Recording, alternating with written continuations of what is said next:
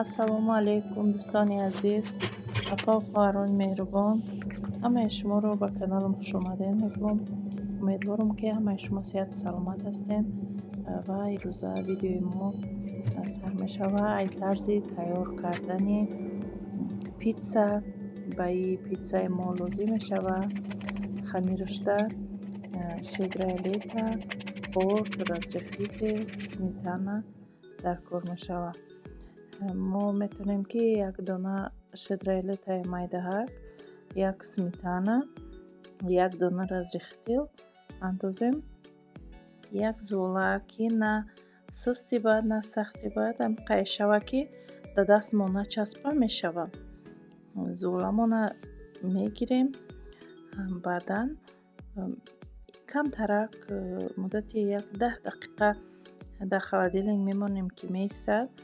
баъдан боз мебурем, тинук мекунем. баъд маҳсулотҳое ки мисол давҷа шумо дидаистед, мо давҷа колбасаи копчёни дорем, як дона помидор дорем, як дона болгарский дорем, баъд сир дорем. сир хай ба хоҳиши худтон.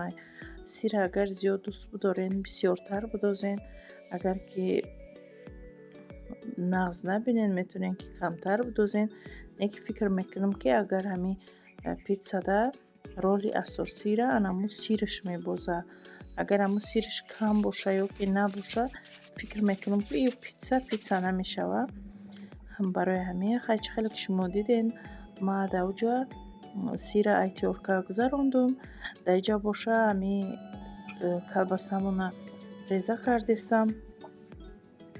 баъдан помидорро реза мекунам, болгарския реза мекунам.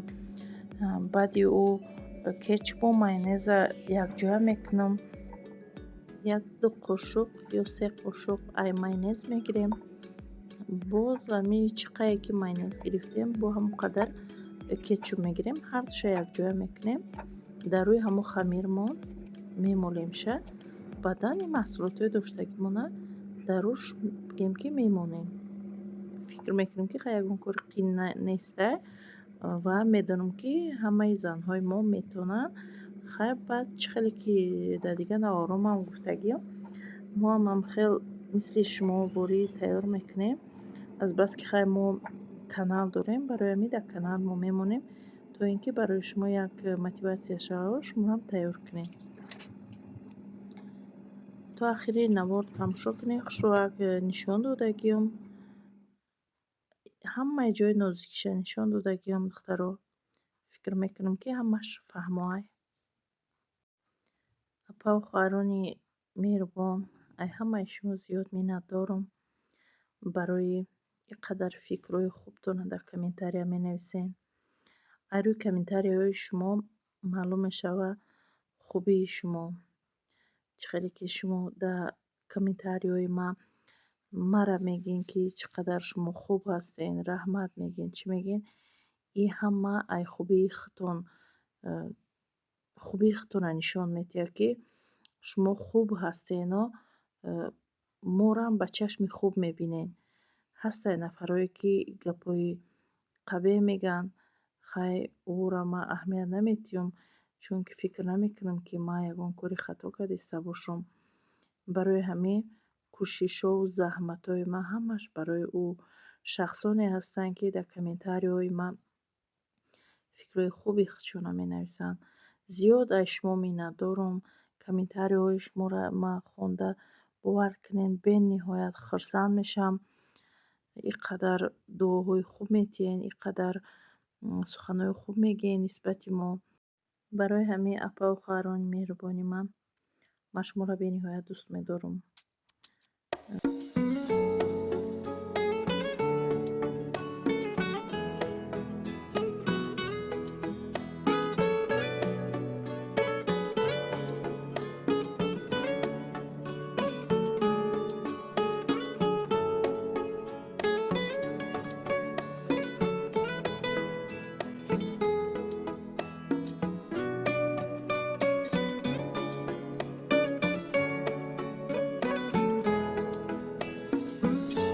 سفر کردم به راهی دور عزیزان، به شهری دیگر و ملکی غریبان سفر کردم به راهی دور عزیزان به شهری دیگر و ملکی غریبان دلی تنگم در این عالم نگنجد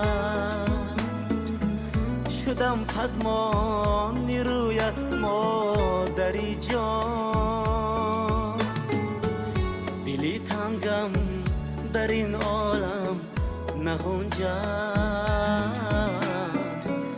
شدم پزمان رویت مادری جان.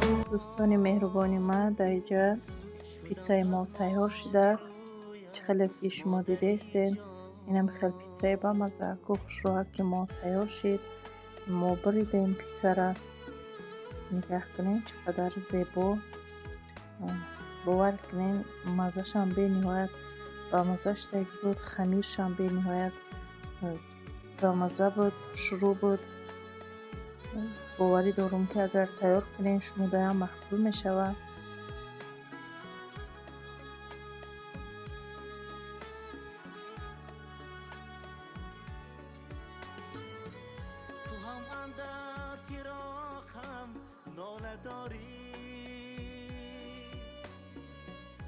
با یادی من دلی صد پاره داری تو هم من در فراقم ناله داری با یادی من دلی سلام علیکم صد دخترو پاره داری. در اینجا من خمیر کردم این باشه خمیر دیگر نموده که نانی پیازیه در اینجا کمترک شیر داریم کمتر آب بعد کمتر روغن ما کمک که داخل دنیک شدرایلتا داشتم اون را انداختم به جای روغن اساسا باید روغن بدوزی بعد نمی خیلی پیاز انداختگی مایده کده بازی آرد انداخته سختش میکنیم دروژ انداختگی این دخترو خمیر ما سخت کرده چخیلی که شما دستین این پیاز خوشه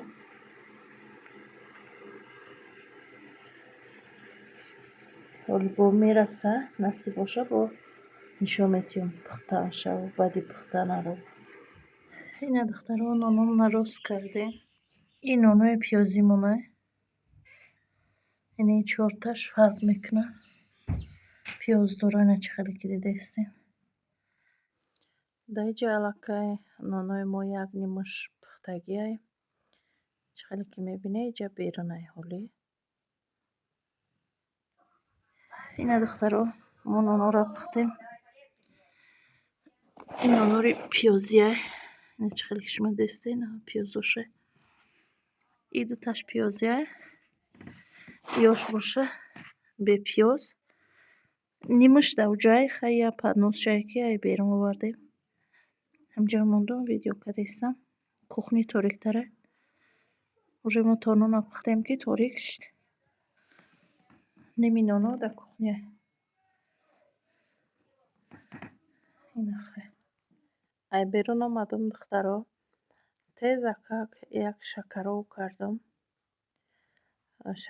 کردم روغنی زغیر ریختم خشک کردم به جای پمیدور شکرو چی کردم زیرابوی کردم با مزه حق شد همراه فرزندو خیلی خوردیم بعد این روزی دیگریش که بچم طبقه آورده بود در تریلکا گرفتگیشه ویدیو نکردم ایودم برآمد خیر دخترها این روزای ویدیو من به آخر میرسه تا ویدیوهای آینده